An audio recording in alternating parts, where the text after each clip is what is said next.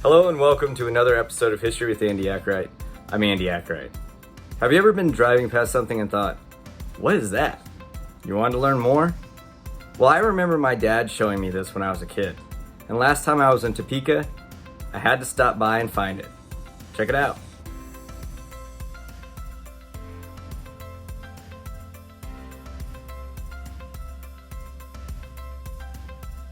Hey guys, okay, this is a super brief little history pit stop for you. Give me a chance, okay?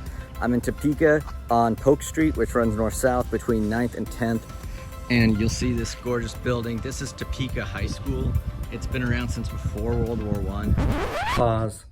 Okay, I said that the school has been around since before World War I. Now, technically, the school has been, but this building in particular was dedicated in 1931. Okay, so after World War I. But this building is still in use today.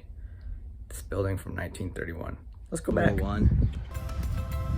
There is the Episcopal Diocese of Kansas. And there you'll see a bell in front of it. That's from the USS Topeka. You can't ring it anymore though. And you'll see this huge mast, right? Boom, look at that thing, that ship's mast. Huge, right in front of the high school. Okay. That's from the USS Constitution. If you've ever been to Boston, they still have the USS Constitution in the water and you can go on it. It's pretty cool. It was built in 1797. It was one of 4 frigates that they were gonna build. The United States, the Constellation, the Constitution, and then they didn't build the Chesapeake until 1799. So actually that one was later. But it is the oldest commissioned military ship in the world. Pause. Did I say oldest naval vessel? Maybe I should have said oldest vessel on the water. Yeah, the oldest ship in the world on the water. In the world, right?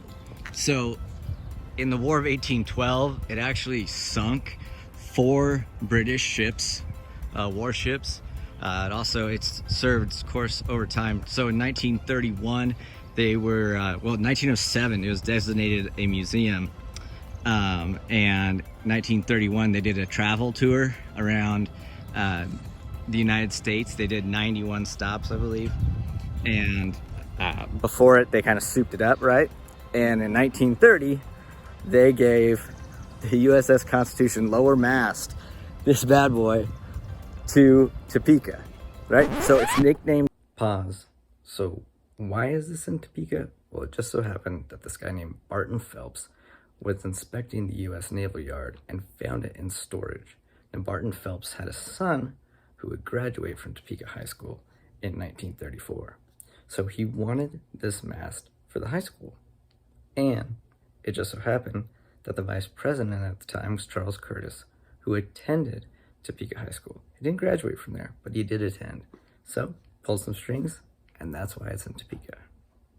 Let's go back to Topeka, right? So it's nicknamed Old Ironsides, and this is a mind-blowing fact, right? So it's a wooden hull ship, right? Or, you know, everything. The bottom of it, so it's covered in metal, but the bottom is copper, and it was copper from Paul Revere.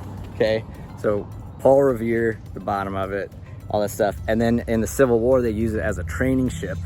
And now they also do like programs and things for schools and like team building and all that stuff.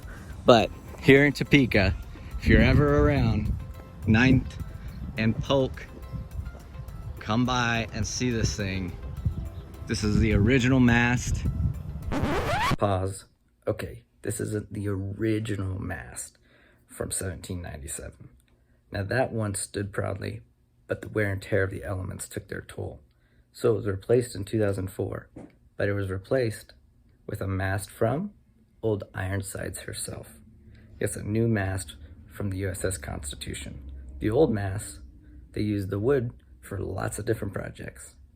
So you can even get online and get a pen made from the wood of the USS Constitution. Google it.